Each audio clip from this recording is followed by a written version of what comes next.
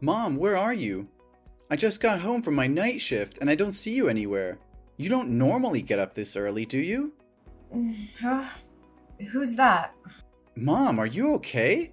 It's me, Calvin, your son. Calvin? Oh, Calvin, my dearest baby. Why are you texting me now? Shouldn't you be going to school now? Mom, I finished high school a week ago. I only need to attend the graduation ceremony in the next few days, so there's no need to go to school anymore. Oh, I see. Why are you texting me now? Shouldn't you be going to school now? Mom, you just asked the same question and I just answered it. Are you sure you're really okay? Oh, really? I, I just didn't pay much attention.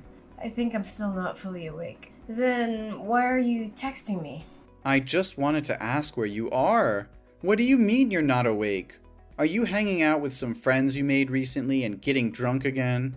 Well, it's almost the same thing. Mom, are you drinking on an empty stomach again? Seriously, I haven't seen you eat anything lately. The dinner I prepared you last night before going to work is still on the table. Oh, I'm fine. It's just that I don't feel very hungry these days. It looks like you haven't showered for a few days, have you?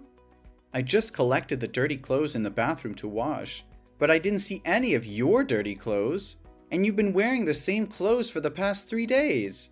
Are you really okay? Ugh, I'm losing my patience with you, Cal. Quit nagging me. Worry about yourself, Calvin. I told you, I'm fine. Calm down, I'm just asking if you're alright.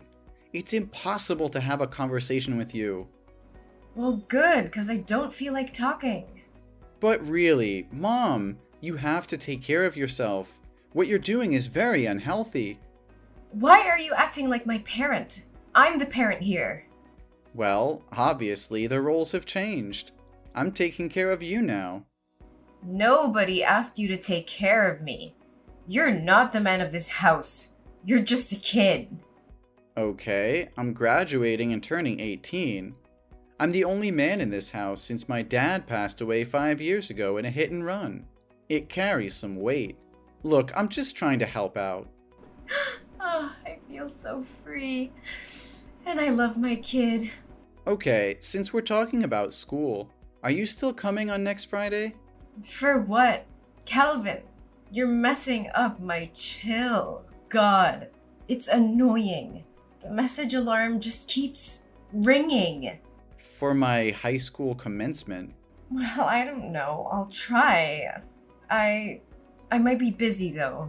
I might. It's the ceremony for my high school graduation. I have to give my valedictorian speech because I'm the honor student receiving a scholarship from a top university. Ugh, Calvin, seriously, it's not a big deal. What's the problem? This is a big deal. Mom, what's wrong with you? You were just excitedly talking about, oh, my baby's graduating 1 week ago. Now it's not a big deal with you anymore? Okay. Whatever you want. We'll talk about this after you get home. By the way, I just got my salary from my part-time job today, so I've saved up enough money to pay my tuition fees for the first year and still have some left over. So tonight, we're going out for a meal to celebrate. I'll treat. Oh, the college money thing? I was gonna talk to you about that too. Oh, you don't have to worry. I've already saved enough money. Next year, I'll continue working part-time to earn more money for the next year's tuition. You don't need to worry about that.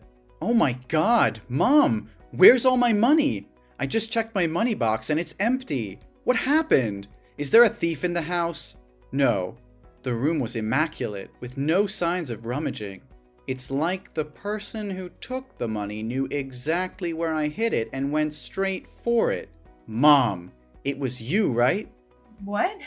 How could you suspect me? Why not one of your friends or somebody else? Come on, Mom. I haven't told anyone about saving this money except you. I've never brought friends home. So how would they know where I hid the money? The digital password on the money box shows no signs of tampering, and the password is a special sequence of numbers between you and me. Only the two of us know it. Fine, it was me, but you shouldn't doubt your own mother, Cal. What? Did you spend my money without even consulting me? Do you realize that's the money I've been saving for 3 long years? I had to work 2 or 3 part-time jobs during the holidays and even take on night shifts. Even during the school term, I worked as a babysitter or gardener for the neighbors just to save every penny. I know our family's financial situation isn't good, so I worked tirelessly to save that money for college without burdening you. But now, why did you take all that money? Oh, baby. I know how hard you've worked. But you see, I just got laid off by my company and I'm unemployed now. Yesterday, one of my friends introduced me to a highly lucrative job opportunity. But since I didn't have any money saved, I borrowed from you temporarily to invest. What? You took all of my hard-earned $8,000 to invest in a job based on a promise from a friend you've only known for a few days?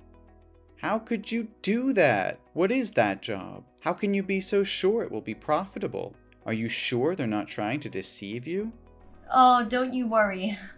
I've been through this job before. You can trust me. Within just 1 month, the money I borrowed from you will be returned and multiplied many times over. It'll be more than enough to cover your tuition fees for all 4 years of university. We won't have to worry about finances anymore. What?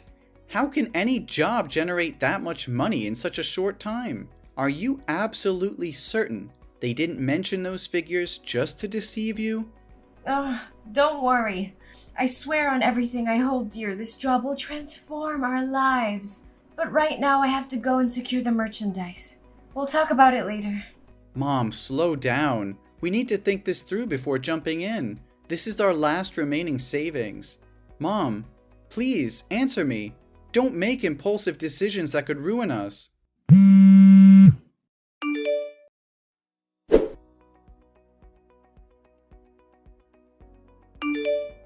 Hey, Cal. Have you delivered all the packs I asked for? My customers are placing more orders, so I need to go and import more goods to sell.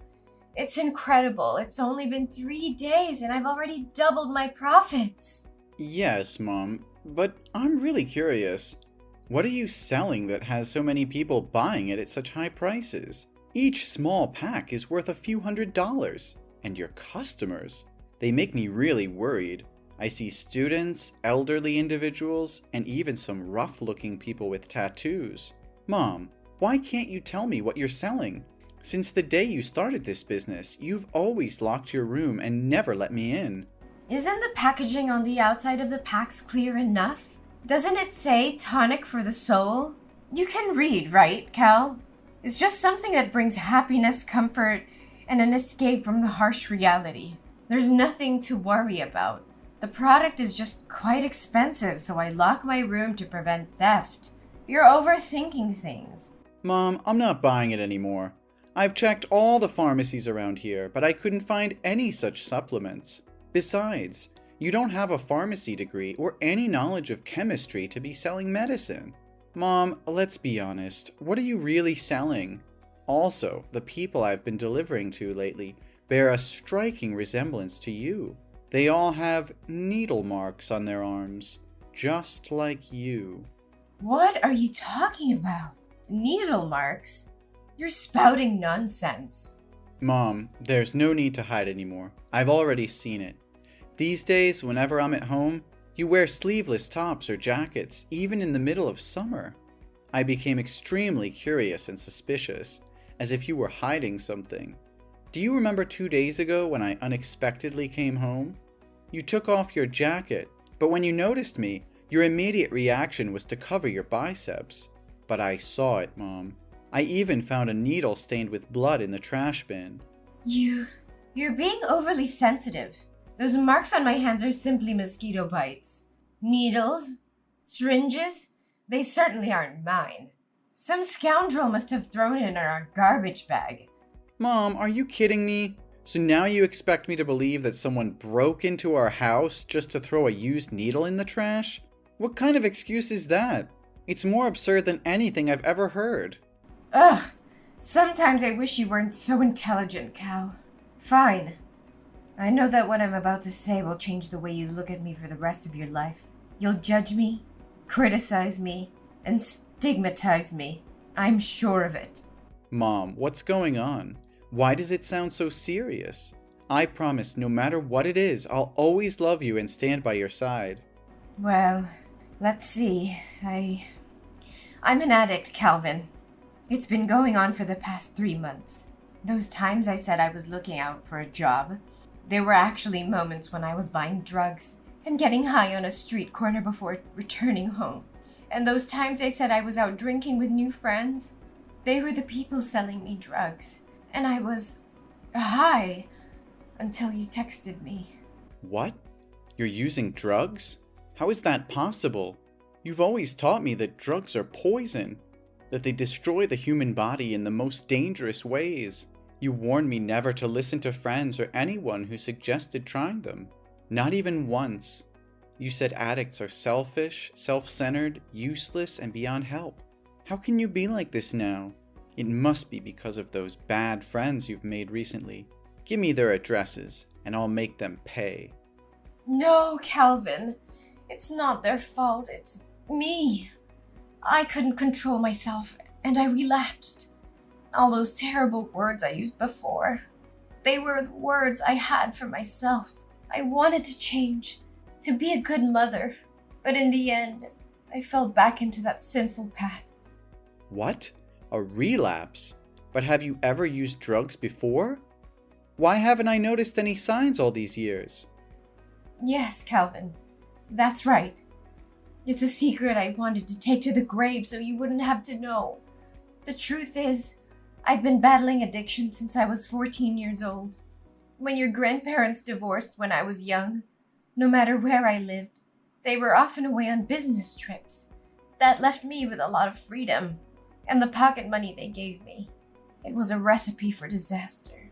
I made a friend, someone I thought was amazing, and we had a lot of fun together. But one day when I went to her house, I met her mother. She was an addict, and she offered me my first OxyContin. She simply said, "You should try it." And what happened? Please tell me you refused. I wish I did, honey. But I was curious at the time, so I took a pill. The thought that crossed my mind was, I want to feel like this for the rest of my life. It was the perfect escape for me. And from that moment on, I spiraled into addiction, using all the money my parents gave me to buy drugs every day. But then they found out I was high in my room, so they cut off my funds. But the grip of addiction was unbearable, so I became a drug dealer for my friend's mother in exchange for my own supply. For 6 years since I first tasted the allure of drugs, I tried various stimulants, from heroin to synthetic substances. And during that time, I mistakenly believed I was living in heaven. But you said you'd recovered from addiction. What happened, Mom? That's true. Something heartbreaking happened that jolted me awake from my complacency. My best friend died of an overdose right before my eyes, and I was too high at the time to help her. By the time I regained my senses and called for an ambulance, it was already too late. I blame myself every day because I introduced her to drugs. Despite growing up with an addicted mother, she fought hard not to become like her. But it was my influence that led her down that path. I was desperate at that time and got caught by the police, who sent me to a youth rehab center. It was there that I met your father. How was my dad? I thought you met him while he was working as a doctor at the local hospital. Why did you meet him in rehab? Your father was actually an intern at the rehab facility that year. Unlike others, he didn't treat addicts like me as scum. He was compassionate and supportive throughout my recovery journey. We grew close, and he became my beacon of hope. Since then, I have stayed away from drugs. So why, after almost 18 years of being clean, did you fall back into addiction? After your father passed away, I fell into a deep depression, feeling unloved and contemplating suicide. The thought of leaving you alone in this world held me back. The pressure of making money and the constant feeling of failure as I couldn't achieve financial success left me exhausted. Finally, being fired from my job was the last straw, and I completely fell apart. Why didn't you tell me all of this earlier? I foolishly believed that everything was fine. Don't blame yourself, honey. It's not your fault. It's my own incompetence. I was so consumed by grief that I went to a bar to drown my sorrows. And there I happened to encounter the mother of my late best friend. She approached me, and I, being foolish, disclosed my situation to her. She manipulated me once again into selling drugs in this area. Initially, I hesitated, but she both seduced and threatened me.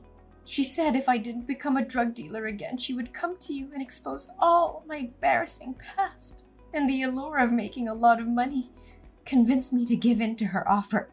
What? Please don't tell me. Inside those packs are drugs. Mom, that's illegal. I even helped you deliver them today. Not only will you end up breaking the law and going to jail, but I could also get caught, and it would ruin my future. Oh, don't worry, honey. They won't arrest you. You're still just a kid. And they didn't arrest me back in the day. You were just helping me with the deliveries today. If the police found out, just say you didn't know anything. Mom, I'm 18 years old. I'm an adult, and I'm old enough to face the consequences of my actions with the law. What? No way. I always thought of you as just a kid. What should I do? I've not only shattered my image as a good mother, but I've also jeopardized your future. I never wanted this for us, Calvin. I never wanted to be an addict, but I couldn't escape its clutches. I'm so sorry for failing you, for failing as a mother. I know it's unforgivable, but I did it out of desperation. The addiction consumed me and I lost sight of everything else. I thought I could handle it, that I could hide it from you and protect you from this darkness. But I failed, and now everything is falling apart. Mom, I can see the desperation in your eyes, but giving up is not an option. We can't let despair consume us. We have to fight for a better future, for your well-being, and for our relationship.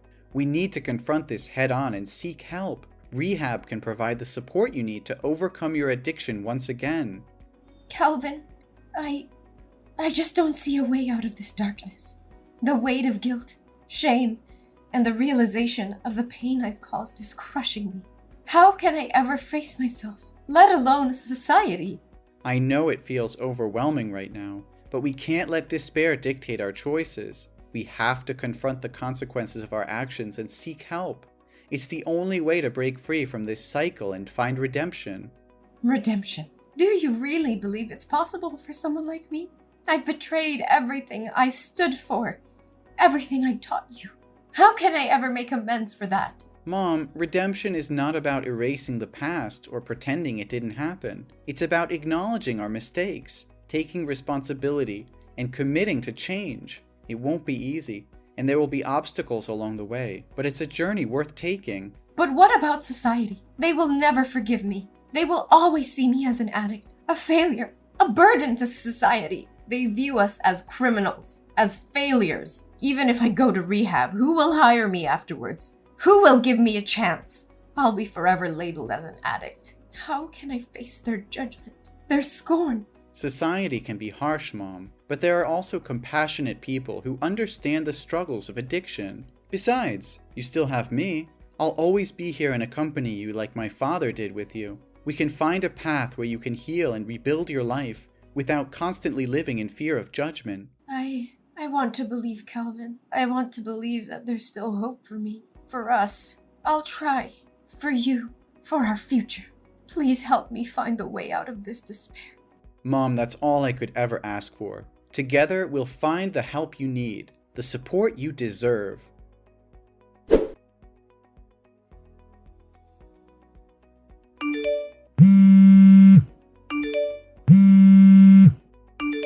Mom, where are you? Mom? The hospital just called me and said you ran away. Where did you go? You just escaped death. Calvin, I'm sorry. I'm really sorry. I couldn't contain myself. I never wanted this, Calvin. I never wanted to go down this path again. But the pain, the emptiness inside me grew so intense that I found myself drowning in desperation. I thought I could handle it, that I could find an escape. And then the devil's whispers echoed in my ears, tempting me with false promises of relief. Why don't you just let me die of an overdose? Why are you trying to save my life? And now I have to live in humiliation. I don't dare see you again. Mom, please don't say that. Don't give up on yourself. I can't bear the thought of losing you. I'm scared, Mom. Scared of what might happen if I can't find you in time. You have no idea how scared I was yesterday morning. I was getting ready to go to school for the graduation ceremony when I heard a loud noise coming from your room. I felt so nervous, so I opened the door to check. The scene I witnessed still haunts me.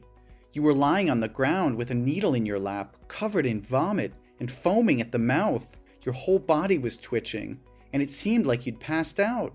I was terrified and immediately called 911. If I had left even a little bit earlier that day... Calvin, I'm so sorry for putting you through all this pain. I never wanted to hurt you. The depths of my despair consumed me, clouding my judgment and blinding me to the love and support you've given me. Mom, you're not alone in this. I know it's hard, but we can fight through it together. Your life is worth living, worth fighting for. I won't let you slip away into darkness. Please, let me help you. Help me? Calvin, I'm beyond help. I've let you down, failed as a mother, and now I'm dragging you into the depths of my own despair. I can't bear to see you suffer because of me.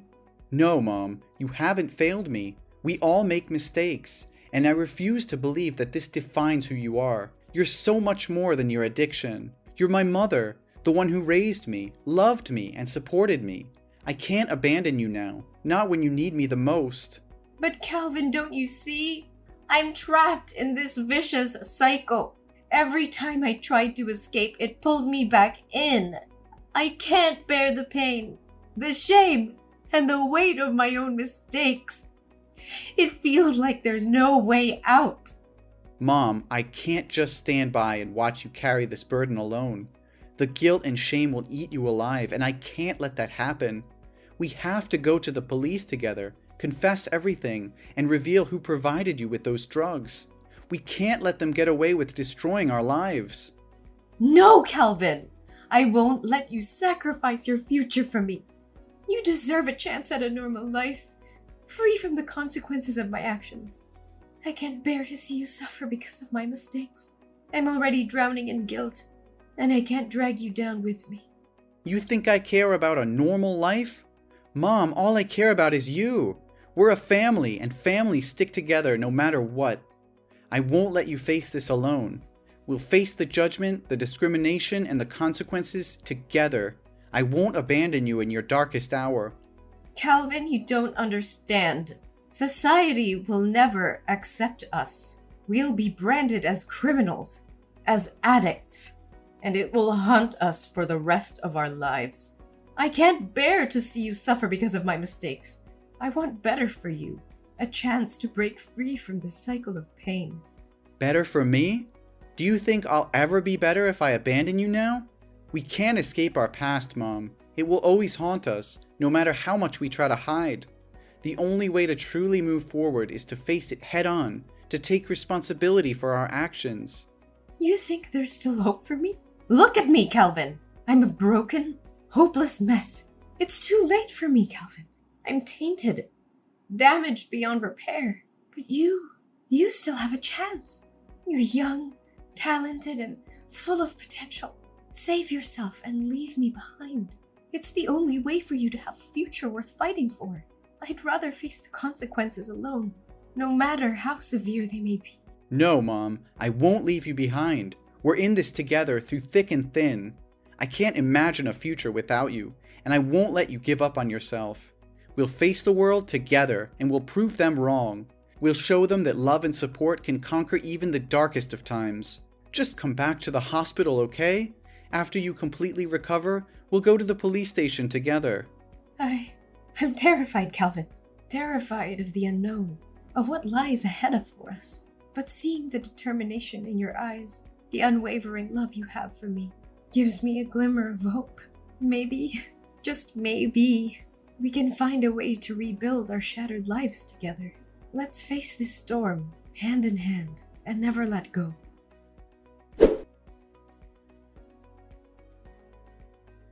After a long and arduous legal process, Mom was sentenced to 7 years in jail for her involvement in illegal drug trafficking. It was a heavy blow to both her and me, knowing they would be separated for such a long time. However, there was a glimmer of hope amidst the darkness. During the trial, Mom made a courageous decision. She decided to reveal the identity of the leader of the drug ring, providing crucial information to the authorities. Her willingness to cooperate and assist in dismantling the operation earned her a reduction in her sentence. Instead of serving the full 7 years, her sentence was reduced to 5 years. As for me, the court recognized my genuine remorse and the fact that I had been caught up in my mother's desperate struggle. Despite my involvement in transporting drugs, the judge saw potential for my rehabilitation and granted me a suspended sentence of 1 year, giving me a chance to turn my life around. The sentencing was bittersweet, as we knew we would be apart for a considerable period. But it was also a turning point, a chance for us to rebuild our lives and make amends. We held on to the hope of a brighter future, even in the face of adversity. While Mom served her time behind bars, I dedicated myself to self-improvement. I pursued education and counseling, determined to break free from the shadows of the past. I surrounded myself with positive influences and used my experience to raise awareness about the dangers of drug addiction.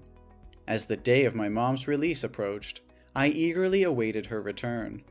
I had grown into a responsible and compassionate young adult, ready to support her transition back into society. Together, we embraced the second chance life had given us, determined to make the most of it.